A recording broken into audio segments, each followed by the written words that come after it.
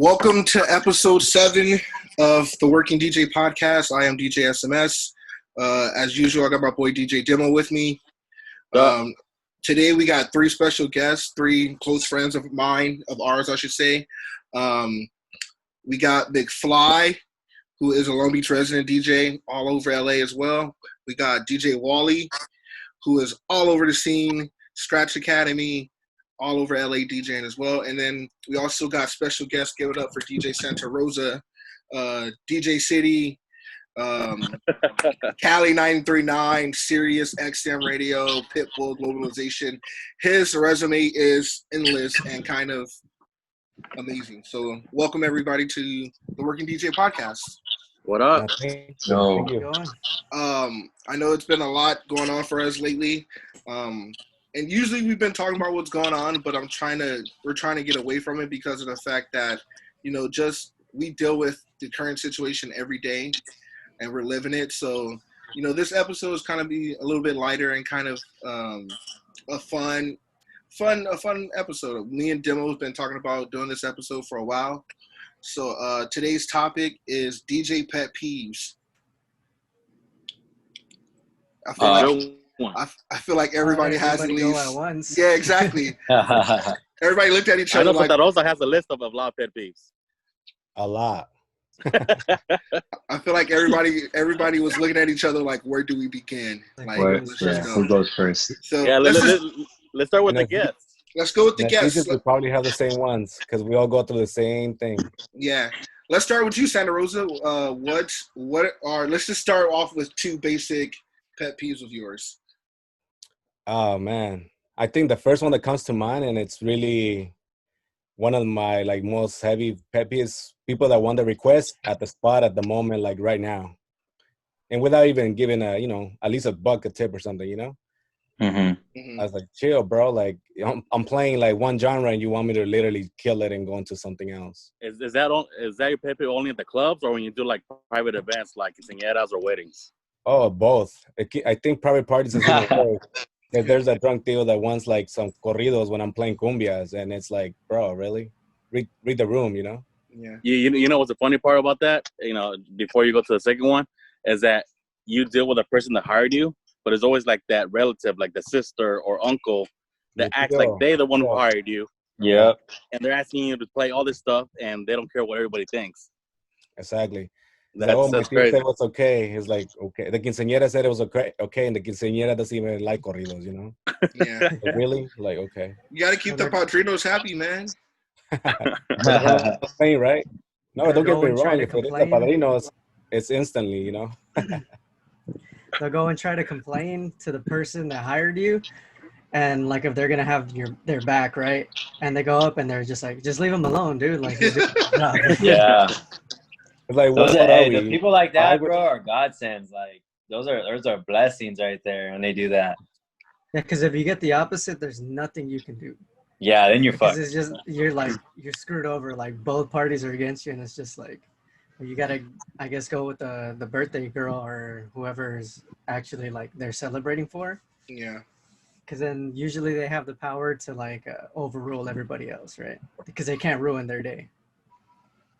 I think one of my pet peeves is a bad bar manager. And I don't know if you guys have dealt with a bad bar manager, someone who's just trying to tell you basically how to read the room and what you should be playing at a certain time and hey, you're not pushing the bar enough and that type of stuff. I think that's the biggest, one of my biggest pet peeves in working with venues is a bar manager who's trying to micromanage the DJ, so to speak. And I'm like, bro, I was here before you were even the bar manager. What are you talking about? Yeah. Let me do my job. You go back behind the bar and help out. They need some shots rung up or something, bro. Get out of here. That's one of my pet peeves. Special or something. For real. Wall-E, you deal with all types of events. What's some of the things you've come across?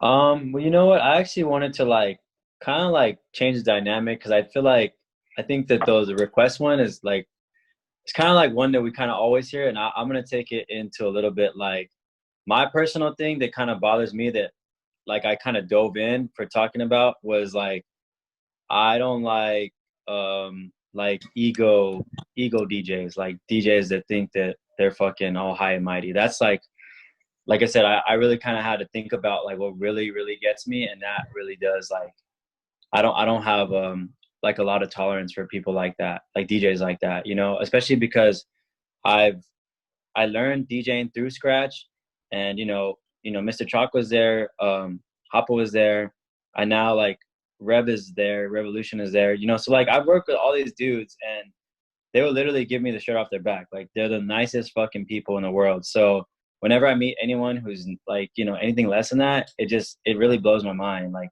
you guys are a big fish in a little pond, you know what I mean? Like the guys that are acting like assholes. It's like these guys, if anybody has like the right, you know, I'm doing air quotes for anyone who's listening, but if anybody has the right to be an asshole, it's those guys. And yet they're not assholes, you know? So that's definitely like one that like really rubs me wrong. Like, cause I'm always so like sociable and nice and eager to meet people. Yeah. So whenever they're anything less than that, like I said, it really bothers me. I think that's something we can all agree on. I've had a situation, I'm not going to say names, with a big time DJ who basically, I was probably like 30 minutes left of my set, and he basically came on and started interfering with equipment and moving stuff around when I was still in the middle of my set. Mm-hmm. And I'm like, bro, like I get who you are and stuff, and that's cool, but you don't have to be an asshole about it. Like, I still got 30 minutes left, and the promoter who booked me is not pulling me, so we need to figure out the situation. But sometimes that's, I mean, we all deal with that type of DJ, and we've all come across those guys who think they're bigger than what they actually are. So it's even worse when it's not even a big DJ, because I've done spots that's like, you know, somebody that I've never heard of, you know. Yeah, it's like, dude, like exactly like what happened to USMS, but it's kind of like, okay, like it's doesn't matter if it's like a really known DJ, big DJ, or it could be just, you know, somebody else, you know. Yeah, for sure. It's, and that's what I was saying. The type of person that, you know, they are sometimes. Yeah, for sure. And that's the part that, like I said, like it really kind of rubs me like wrong, like the fastest, you know. Yeah.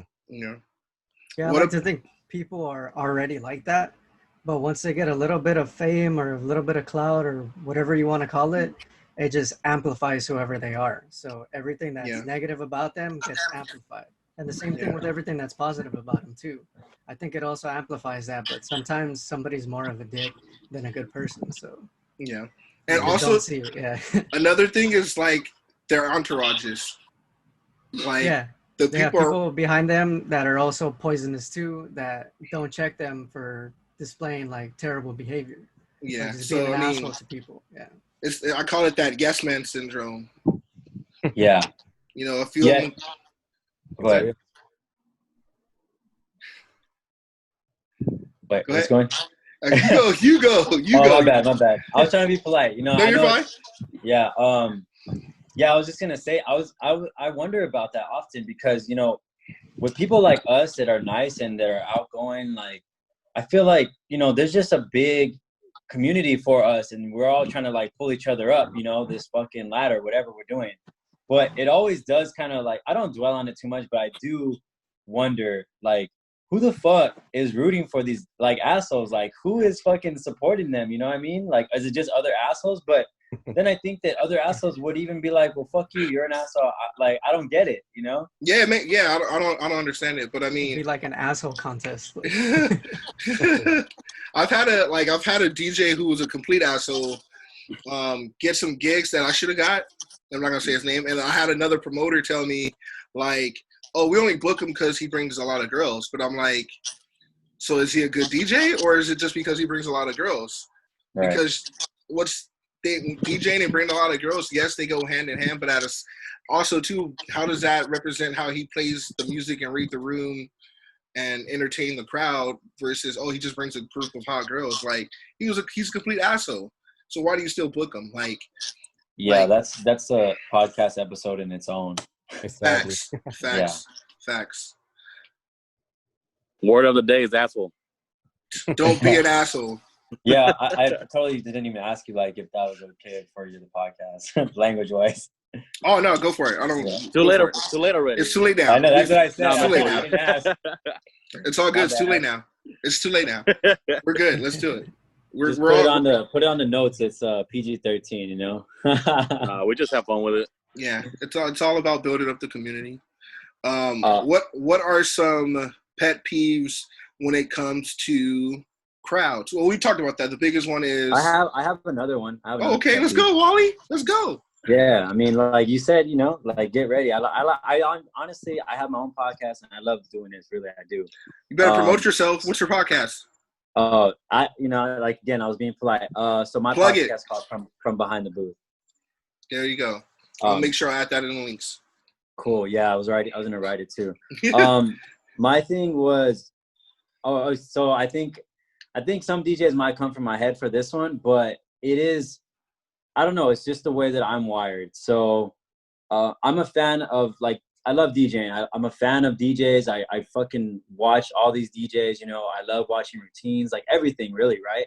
So I guess my thing is I get kind of knocked for this, but like it is kind of like a real thing for me. I feel like what I call it is like false advertising. So I feel like some DJs, they do all these dope things on their like Instagram. They do all these crazy stuff, right? And then when I go see them, they're like A and B mixing, right? So to me, that kind of rubs me wrong. It's not the worst thing in the world, but I want to see you do like some of the things that you do. And I'm not saying you need to, you know, if you're a fucking turntablist, I don't need to see you do a DMC set, you know? But I would like to see some like cool little tricks in between your transitions. Like that's not hard to do. So I'll play devil's advocate on that one. Yeah, go ahead. Yeah, do it. Just like, I agree with you, but I disagree too, because there's a time and place for everything. And there's times where, because I'm the same too, I would like for people to display it because I display it on my Instagram and on my content too, right? Right. So, but at the same time, it's not for everybody. So the majority of people are standing there while you're like displaying your skills. They might not like resonate with that, or they might not know what that is. So they're like, what the fuck is this guy doing, right? So there's that in a sense, but I would love to see it too, because like I know a lot of us around would be like, yo, that was dope. Did you guys notice what he did, right? Yeah. So it's like, that's two sides of the coin, and you can choose to be on whatever side, but just like I said, I'll play devil's advocate for a bit. But I do agree with you. And I will say this. I think that, you know, even like watching Craze a lot, he even like says that he'll have something really crazy to do, right? But he says like when he does it, he'll just like show his daughter, and his daughter will be like, I don't get it. And if that happens, then he like dumbs it down.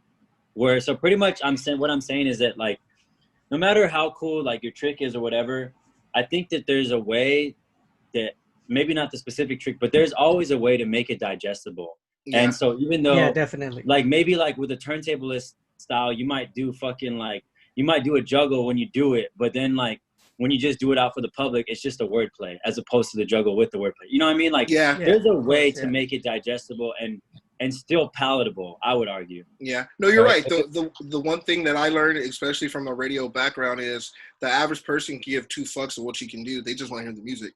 Right. So for you to show off and kind of, you know, put your dick on the table and scratch and juggle and all that, it's dope. You're supposed to do that in between. But like you said, it's like, it's how you present it to the audience. Right. Because to my DJ friends, if I'm doing something, they're like, oh shit, that was dope. Yeah. But to the girl who's shaking her ass on her dance floor, she's looking at me like, why are you messing up my song? Like, it's a give and take. So you just gotta find a way to present it to the masses. So I agree with you on that.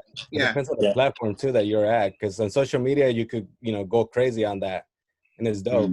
But the same thing, like you guys were talking, it wouldn't make sense at a club, or it wouldn't make sense on radio specifically. You can't go, like you said, SMS too long doing that shit. Yeah. Because on radio, what happens on radio, they're gonna tune out, dude. Same thing on the dance floor, dude. That person's gonna walk away. It's the same shit. It's like if they're watching you on Instagram, they want to see something creative like that, you know. Yeah.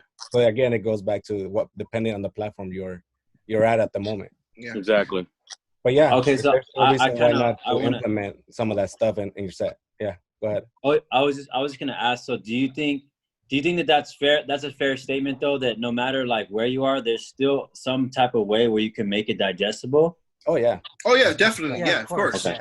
Okay. Yeah. Cool. Yeah. Well, I like and cool. I agree with that because there's a lot of people that would argue the other side. Like, yeah, they say no. oh, There's well, no you know, place. I'm not here it. for you. Blah blah blah. You know. Yeah, but I mean, at the end of the day, our job is also to entertain the crowd and be the masses. So Right. to those DJs who might sit here and say, "Well, I'm gonna do this just for me," like fuck you. I think you're kind of getting away from why you became a DJ. You came to rock a party. Yeah, it's not You about know? you. It's not about you. I mean, Yeah. there's type of shows where you can go and it's all about the DJ. And then when you're in that atmosphere, it's a room full of fucking DJs. Like Right. if we all go to the BPM holiday party or DJ City party, you want to see the DJs fuck it up on the turntables. Yeah. Yeah. But that's not the same case when I'm at my club on a Saturday night at 1 a.m. That's not the same thing. Right. You know what I mean? So yeah, but Right. you can make it digestible to the masses. Right. Cool. Great segment. Great segment. One pet peeve that just came to mind is also when there's an MC that doesn't know how to MC. Like he's literally just yelling randomly, you know, like, repeating the last line of the lyric. Like, yeah, that's another one right there. But yeah, it's he like has the same line, they make the over and over. countdown Nothing for new. the drop, and they're way off. It's like, what? Yeah. Bro, you just killed the drop. Yeah. One of my biggest pet peeves is when the MCs always have their hand on the mixer and they're turning it down. Oh, yeah. That's one of my biggest. I'm like, bro, I know the song. I know when to cut it. I don't need you to reach over me while I'm DJing to cut it down so you can hear the people. Like, I don't need you to do that. Like, that's what the talkover function is. Yeah. Okay, SMS. I'm sorry, dude. I won't do it again. Don't do it again, Demo. You've been warned. When we see him, that's the first thing we're gonna do. Hey, what about when you're about to start mixing, dude, and the mixer looks at you and starts playing all the heaters 10 minutes before you get on? Okay, so here's how I feel about that. Okay, so here we go. Quiet. It got quiet, but I'm an opener. I've experienced that before. So I feel if you're a headlining DJ and that happens, you have the right to pull the opener. I feel like that. Number one, because bro, that you should. That's basic DJing 101. Don't burn the headliner. DJ IQ. But also, it depends on the type of event you're at. You might be at an event where you can get away. If he's going to play all the bratchy shit the last 10 minutes of his set, then go for it. I might be able to come on and hit him with a throwback set and be good for the rest of the night. It just depends where you're at. Go back to reading the crowd. But also, if I'm the headliner and you do that, I'm like, bro, what are you doing? Like, that's basic DJing IQ. Yeah, don't burn that. It's bad etiquette. But you know what? Nowadays, like in recent years, I don't mind it no more because now that we have a laptop Serato, like we can go around it. You know what I mean? Yeah. So we have so much music we can go around. That's not a problem. That pet peeve to me on that part was when we were doing vinyl, dude. Yeah. Well, yeah. Because vinyl, we have almost the same stuff. So now it's like, okay, what am I gonna do? I have to wait an hour to play this type of songs again. You know what I mean? All right, I got something to say about all that. So I listen to tons of podcasts. I also listen to Conflict podcast, my favorite DJ podcast. Yeah. And he talks about this, and I think the important thing that, like, the highlighted part of that conversation that he has is when he talks about the fact that, like, you got to think of the whole night as or the whole club as a machine, and we're pieces of part of this machine, right? So, because that's a big thing where people say, like, oh, well, if you're a good DJ, then you don't really care about the hot stuff. Like, if I play it all, then you should be able to maneuver. That's like the argument, right? Mm-hmm. Well, I like what Conflict points out, and the fact of saying, like, but think of it this way. Let's say you have a Vegas pool party from, like, let's just say 2 to 6. It's only a 4-hour like spot, right? Whatever. Anyways, if you're the opener and you play the first 2 hours, let's just say there's an opener, just to keep it simple, there's an opener and there's a closer, right? So the opener plays from like 2 to 4, and then the closer closes from 4 to 6, right? So if you play all the hot shit within those 2 hours, there's no need for the people to stay. They already heard what they want to hear. So that's like the problem with it, Like, yeah, I mean, yeah, the DJ could do a dope ass like throwback set or whatever type of set, but if the general public have already heard what they wanted to hear, like what they expected to hear, they're out. Exactly, they're fucked up and they're out, and then like the bar or the spot is out of that money too that they like paid for the headliner to like bring in, because the people just stay for that first 2 hours, and then it's like super dead, and nobody wants to be at a dead club. And then nobody wants to hear the same music in the same set 2 hours in a row. So, Exactly. That works perfectly with the bar too, because I do Jameson's in Santa Monica and in Hollywood and in Cabo Cantinas. And what we do is we do sometimes up to 8 hours at a time. And so sometimes we'll cycle through some of the same songs if they work, like of their big hitter songs, like 4 or 5, like you hit them with 10 songs that are sing-along songs. Yeah. And in 2 or 3 hours, you can play them yourself again, or the next person can come and play them, because the crowd's cycling out. They've been there for 2 or 3 hours. Sure. They leave. They got lines out the door, so people come back in, and you can play that exact same set. Yeah. And I feel like sometimes in a club that doesn't work. Like you can't do that. So in a sense, if you do burn the headliner like that, it might be a younger crowd that doesn't appreciate some of the throwback stuff. So you can come in and be like, I'm going to just play a throwback set and kill it. And you can actually go and get it done, but you don't get the response you wanted because the crowd might be over the hill. Yeah. Exactly. However you want to explain it, under the hill, whatever, right? They might be too young to understand the throwback. Yeah, to add into that too, real quick, is a lot of times too, is it like if you're doing all those tracks right up front, like people haven't even got a drink in. They're not even like lit. Like when they, when you get the most out of it at 12 is like usually people are kind of like primed up. Like they're all buttered up too. Like they've been drinking for a little bit. They've been at the spot for a little bit. They're like looser, so the energy could fly a lot like higher rather than if someone does that so early. Yeah, I agree. And I mean, a lot of DJs don't understand the bar perspective of it too. You're there to play music, yes. But at the same time, you got to read this crowd. And like you said, at 12 o'clock, 12 is peak. We want to blow the roof off this club now. But if I'm the opener and I'm playing all this new stuff at 10:30, the energy is not going to be there at 12. You don't want to peak too soon. Yeah, you can't go up. Can't come early through the roof. Yeah. I didn't want to say that. See, you don't want to just let it loose early. But hey, I'm gonna be that guy today, I guess. Hey, go for it. Everywhere. Go for it. I think another one. That has probably come across too is I don't want to say customer service in an instance of, we work in a nightlife scene where we're gonna deal with a lot of drunkenness, and we gotta remember to keep a cool head. And I've come across some DJs or some people in general in the industry that just don't understand. Hey, this person's drunk. Let's be responsible and take the right action. So I think that's one of my biggest pet peeves too, is knowing that someone's drunk and you still be a douchebag to this person. Yeah, I get it. They chose to be drunk and out of their mind, but at the same time, let's make a better decision and help them out and put them in a situation where. So play shots for them. And then just yell on the mic, tell them, hey, bring us 2 shots, Give them 2 shots. Yeah, give them another one. Get them drunk. No, I'm good. They'll walk away. Yeah. Or just ask them to bring you a drink. But the fastest way to get somebody to go away is just, hey, you want to give me a drink real quick? Like if somebody wants to be all buddy next to you. Like, I don't know if you guys get people that are just there, just over your shoulder. Because that's another pet peeve of mine too. Or the DJ that just stares at everything you're playing. And he's like, I think that's everybody. Is that? Yeah. Yeah, I think that's, I hate when a DJ come and be like, oh, I'm going to Shazam this real quick. And then they just be like, I'm like, bro, you come on, you can find this, your DJ. That's when you go in AM mode right there. Then you know what? The track thing doesn't bother me.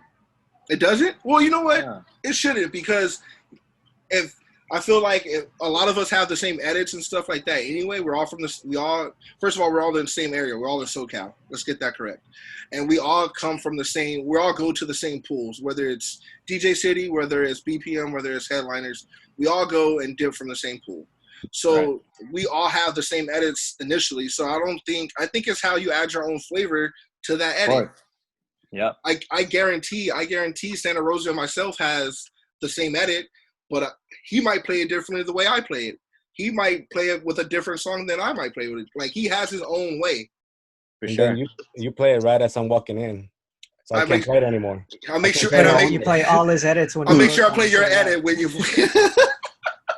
It's happened though. It's funny. I feel like I recognize it. Oh right, now I can play it. Oh shit, I made it. Imagine they're I playing all agree, your it edits, doesn't- bro. I agree. Like it doesn't bother me either. It's kind of like I have a stuff I put out for a reason, but I also have exclusive stuff that is more. I play it differently than you guys. Where do you put your edits at, Santarosa? A DJ City. Oh, okay. Yeah. So yeah, like everybody has. We can have the exact same crate, but we're gonna play a totally different style, different ways. How do you guys feel about people asking you for music? Oh, I was gonna get there right now. But Oh, the way that's they a big come one. at you, the way That's they a come big at you combo. asking for it, they either sing a phrase or tell you a phrase of the song. They don't tell you the name of the song or the artist. I still SMS music. Oh, I thought you were saying like people trying to buy like your crate. There's that too, or people who just want you to give them like a bunch of music, like, yo, I'm gonna need you to give me all those music videos you got. Bet that's a charge.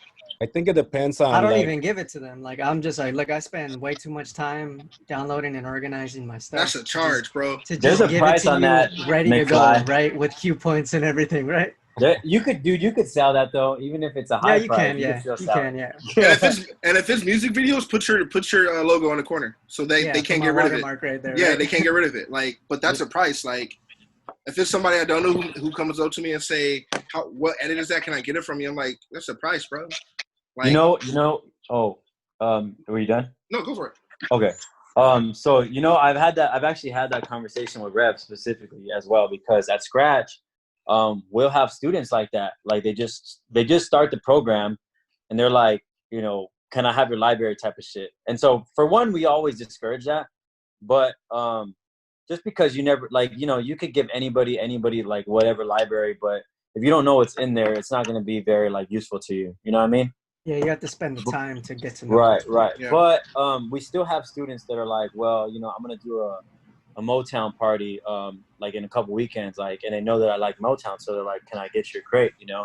And I talked to Rev because I was like, man, like I know we're here to teach the students, but I felt real jaded. I was like, I put a lot of like, dude, you know how many Motown Mondays I had to go for this shit? I put in the work for that, if you don't possess the skills to do a party like that, you probably shouldn't be doing it. Taking the gig. Yeah. So the cool thing was that, like Rev was saying, he's like, yeah, if they don't put in that, like if they just started, like if they haven't put those hours in, they haven't earned their stripes, as he put it, then you could give it, but whatever price you feel comfortable selling it for, like the amount of work that you put in, and that's kind of what we were talking about, McFly. So I had to think about it, like, what does that mean? Like, how many nights did I have to go out, go check this shit out?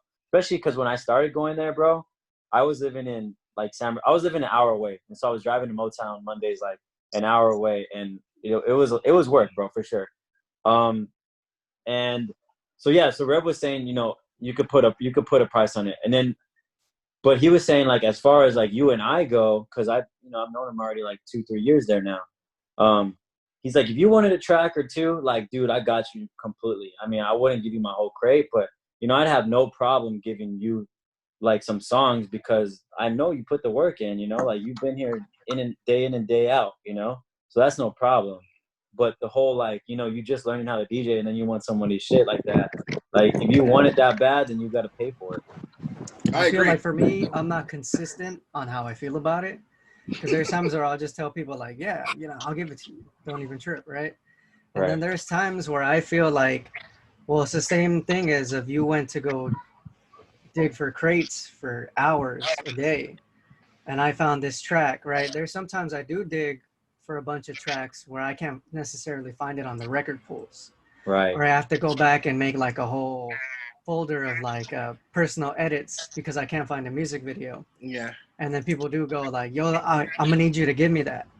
And I'm like, I'm gonna need you to like not ask me for them anymore. Yeah, like, for real. just to be like polite about it. But it's just like, but it also depends on the person. But if somebody is just like, yo, let me get those, most likely it's like, nah, because like I spent time basically in a sense digging for my crates, which is my MP3s or my music videos now, right? Instead of actually going to the record store and getting those records, right? Because how often would you just be like, oh, yo, I got this double, or I got a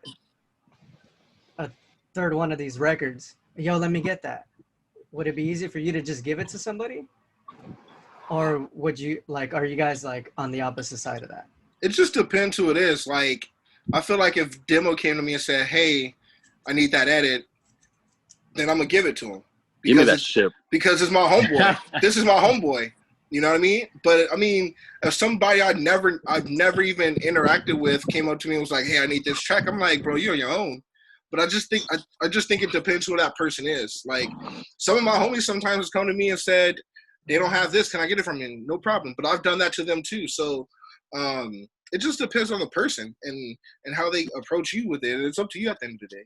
But if it's a complete stranger, it's a price.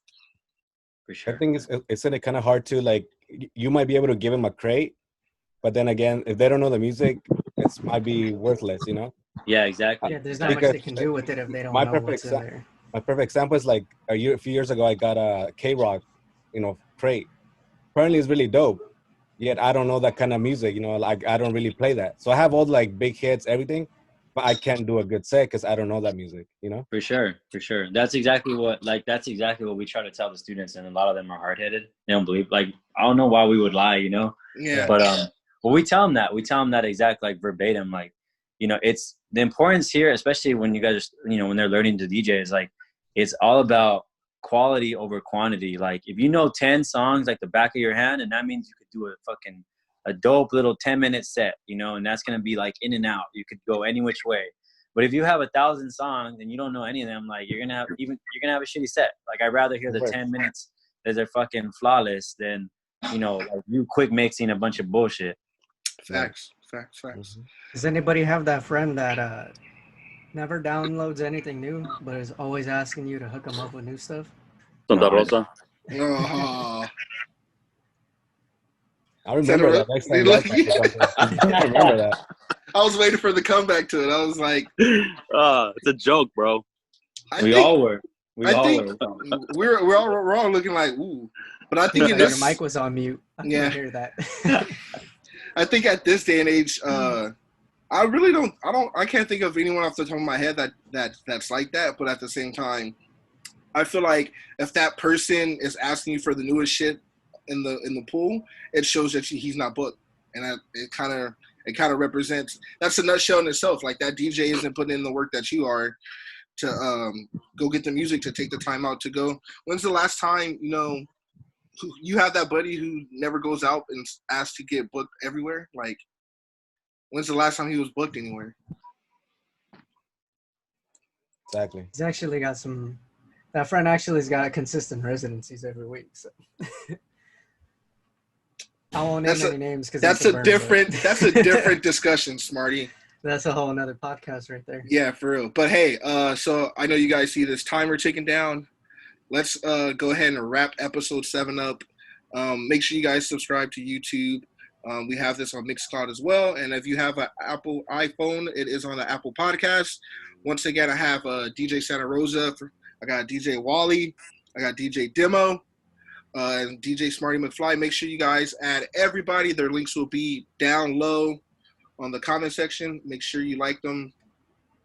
Thank you for stopping by. Peace out. Thank you for having us. Guys.